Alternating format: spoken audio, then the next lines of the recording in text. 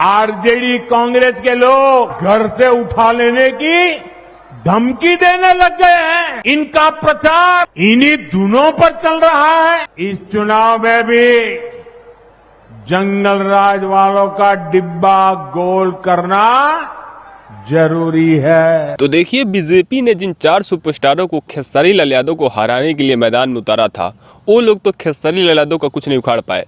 लेकिन अब बीजेपी के सबसे मेन नेता नरेंद्र मोदी जी उतर चुके हैं मैदान में खेसारी लाल यादव को हराने के लिए। और वो बिहार आते ही सबसे पहला प्रहार जो किए हैं वो खेसारी लाल यादव पे ही किए हैं।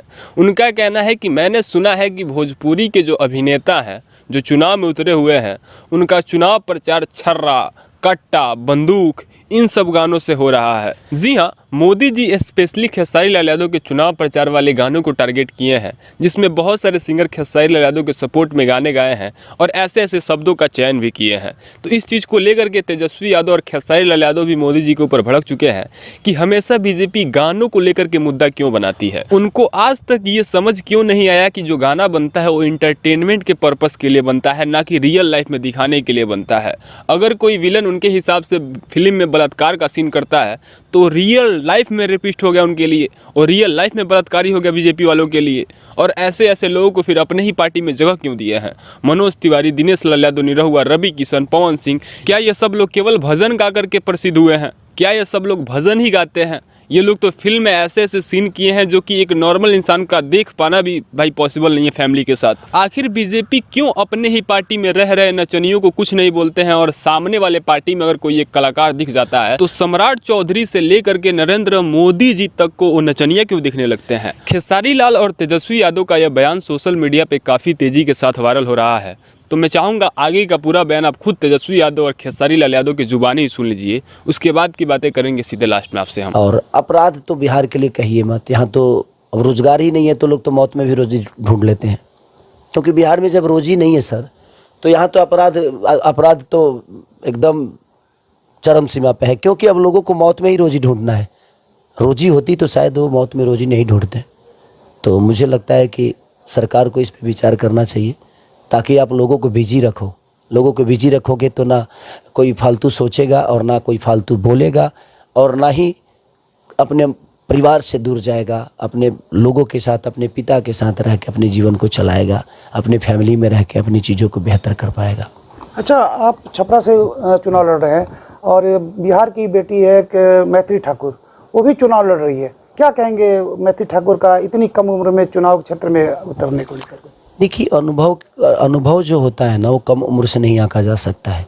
मैथिली बहुत अच्छे सिंगर हैं वो, और बहुत मर्यादित है वो, और भगवान करे कि उस जिस काम के लिए चुना गया है उसको ईमानदारी से वो निभाए भी, और विधानसभा में गरजे भी, अपने क्षेत्र के लिए अपनी बातें बेहतर तरीके से रखें, ताकि अगर क्षेत्र के लोग उन पर विश्वास जताता है तो उस क्षेत्र के लिए जितनी बेहतर कर सकती हैं वो अपने हुनर से करें। बिल्कुल शुभकामनाएं मेरी। पार्टी अलग अलग दोनों की, आप शुभकामना दे रहे हैं जीत की। मैं ऐसे इंसान ये बात कह रहा हूँ, करने वालों के लिए पार्टी विषय नहीं रखता है, करने वालों के लिए दिल में जगह होनी चाहिए। किसी के लिए सम्मान जुबान पे नहीं, बल्कि दिल में सम्मान होना, तभी आप जुबान पे बेहतर बोल सकते हो।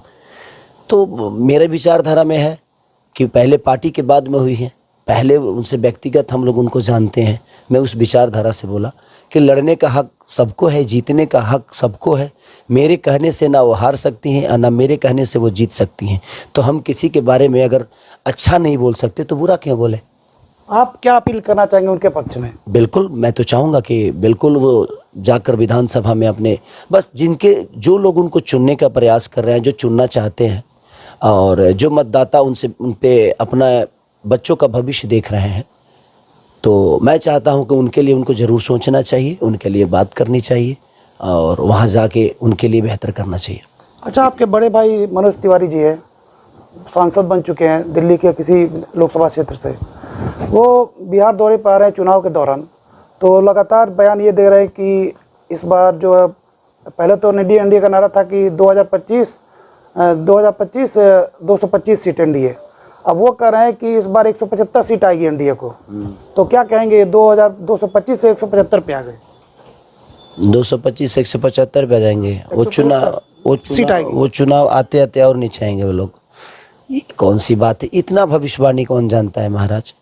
ये मत है, मत पे आपका अधिकार नहीं है, उन पे छोड़ दीजिए। अब आप उन पे भी अधिकार जताइएगा कि नहीं हम जो चाह दिए वो हो जाएगा। नहीं सर, ये लोगों का मत है, कम से कम वहाँ तो आज़ादी रहने दीजिए उनको, अपने मत से, अपने मन से, अपने बच्चों के भविष्य के लिए कम से कम सोचने दीजिए। ये कोई विषय ही नहीं है। हमेशा से मुद्दे की बातों पे बात नहीं करते हैं लोग, मुद्दों की बातें पे कभी बात ही नहीं करेंगे, हमेशा अलग दिशा में लेके जाएंगे ताकि दुनिया उधर चली जाए, उधर चली जाएगी और इधर का मुद्दा लोग, दुनिया भूल जाएगी कि हम गरीबी से मर रहे हैं, हमारे बच्चों के पास शिक्षा नहीं है, अस्पताल नहीं है, हमारा छपरा का नाला खराब है, किसी को पता नहीं, क्योंकि हम अब आपको सवाल करने से अलग दिशा में लेके चले गए। और आप लोग को भी मैं एक सलाह दूंगा कि कोई भी बातें हो ना तो उस सब पे सवाल मत किया करिए। हमारा मेन मुद्दा है बिहार का विकास, पलायन, लोगों की बेरोजगारी और जो समस्या है उस पे मैं चाहता हूं कि हमें उस पे बात करनी चाहिए ताकि हमारी बात का बात हो और बात में कुछ बात हो। जिस बात में कुछ बातें नहीं हो तो उसकी हम बात करके और चर्चा दूसरे तरफ लेके चले जाएं। फिलोसफिकल तरीके से आप बात कर रहे हैं तो मैं देखिए 10 पन्ना पढ़ना ज़रूरी है, लेकिन अगर आपके जीवन में 10 पन्ना नहीं है ना तो मुझे लगता है ना कि 10 आदमी से मिल लीजिए तो फिर शायद आपको 10 पन्ने का ज्ञान हो जाएगा। तो समाज आपको बहुत कुछ सिखाता है और हम समाज से ही सीखे हैं जितना भी सीखे हैं, और मुझे समाज में रह के अपने जीवन को चलाया है, चाहे वो गरीबी मेरी हो या मेरा वो व्यवस्था जो भी था जीवन में ठीक है। वो पीछे मुड़ के मैं हमेशा देखता हूँ, लोग बोलते हैं ना पीछे मुड़ के मत देखो, मैं देखता हूँ इसीलिए धरती पे रहता हूँ। हाँ, स्टारडम आसमान में ज़रूर है बट मैं रहता धरती पे ही हूँ। अच्छा, जो तेजस्वी जी आजकल चुनाव प्रचार कर रहे हैं तो केंद्र का कानून बना हुआ वक्फ बिल का, तो उन्होंने कहा कि जब हमारी सरकार आएगी तो इस बिल को मैं फाड़ दूंगा। क्या ये केंद्र का कानून है तो क्या उसे राज्य सरकार उसको डिमोलिश कर सकती है क्या? देखिए वो लोग जितना राजनीति जानते हैं उतना मैं तो जानता नहीं। आप क्या कहना चाहेंगे इसको लेकर? भाई अब मैं जाऊंगा, अब राजनेता बन जाऊंगा तो जाऊंगा, समझूंगा। अब बिना जाने में उस पर कैसे बोल दूं तो बोलते हैं राजनेता बनना ही नहीं है, हमको बेटा बनना है। नहीं, जब मैं सदन में जाऊंगा वहां पे विधानसभा में, तो जब विधानसभा में जाने के बाद मुझे पता चलेगा जी ये किसका मतलब क्या होता है। मैं तो अभी अचानक से आ गया और अभी तो मुझे 10 दिन भी आए हुए नहीं हुए, तो मैं उस सब चीज़ों पे कैसे बात करूं जो कि मैं उसके बारे में कुछ जानता नहीं, कभी मैंने उस पर चर्चा नहीं की और ना ही मैं उसके बारे में जाना। मेरा विषय अलग था, मैं कलाकार हूँ, कलाकार था और कलाकार ही हूँ अभी और आगे भी कलाकार ही रहूँगा।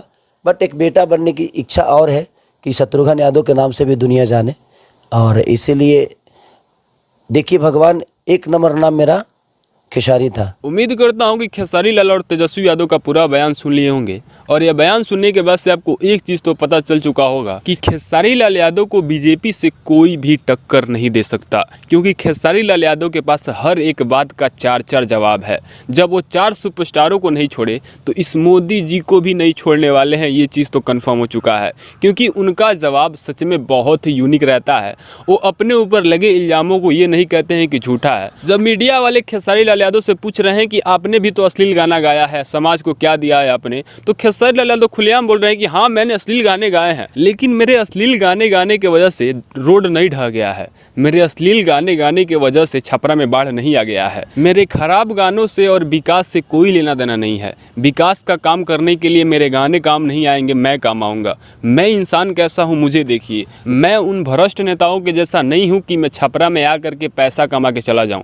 मैं वही अश्लील गाने गा करके पैसा इतना कमा के रख लिया हूँ कि मुझे अब जनता को लूटने की ज़रूरत नहीं है। अब मैं जनता को सब कुछ देने के लिए आया हूँ, इसलिए आप मुझ पर भरोसा कर सकते हैं, क्योंकि जो पॉलिटिशियन इस लाइन में आते हैं वह स्पेशली आप लोग को लूटने के लिए आते हैं, क्योंकि उनके पास कुछ रहता नहीं है। लेकिन मेरे पास पहले से ही सब कुछ है, इसलिए आप लोग मुझे वोट देंगे तो मैं केवल विकास करूँगा और आप लोगों के हक के लिए खड़ा होऊंगा। तो इसलिए मेरे को वोट देने से ज़्यादा फ़ायदा है और उनको वोट देने से ज़्यादा नुकसान है आपको, क्योंकि वो पहले लूटेंगे, अपना जेब भरेंगे, फिर आपके बारे में सोचना होगा तो सोचेंगे। खेसारी लाल यादव की इन बातों से आप कितना ज़्यादा सहमत है, अपना राय आप कमेंट सेक्शन में बताइएगा और ऐसी ही बेहतरीन खबर को पाने के लिए चैनल को सब्सक्राइब जरूर कीजिएगा। मिलते हैं नए इन्फॉर्मेशन के साथ, तब तक ले जय हिंद, tata, bye bye, take care.